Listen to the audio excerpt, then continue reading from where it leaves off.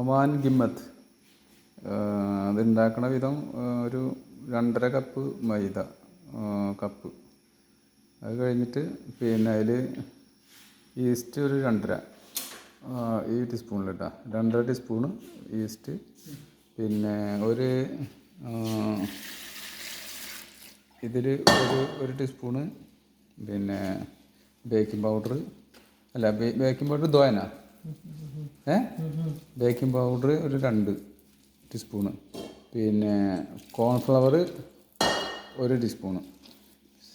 ഉപ്പ് കുറച്ചിടുക, അതുപോലെ ഷുഗറും കുറച്ചിടുക. ഈ 2 എടുത്തിട്ട് ഇങ്ങനെ നന്നായിട്ട് മിക്സ് ചെയ്യുക. നന്നായി മിക്സ് ചെയ്തിട്ട് കുറച്ച് നേരം വെക്കണം കേട്ടോ. കുറച്ച് നേരം വെച്ച് കഴിഞ്ഞാൽ ഇത് പൊങ്ങിയിട്ട് ബാക്കിയുള്ള കാര്യം കാണിക്കാം. वीडियो से इससे देखो हम कैसे बनाते हैं, बाद में भूल जाते हैं ना। नहीं वो मालूम है.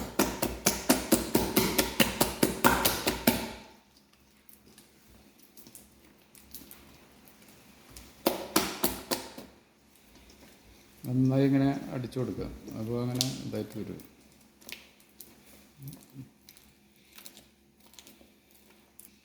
തുടങ്ങി ഇങ്ങനത്തെ ഒരു പരുവാവണം. ഇങ്ങനെ അതെ, കുറച്ച് ടൈറ്റിൽ വേണം. ഇത് ഒരു 1.5 മണിക്കൂർ ഇത് വെക്കണം കേട്ടോ. 1.5 മണിക്കൂർ എന്നാലും അങ്ങോട്ട് പൊങ്ങുള്ളൂ.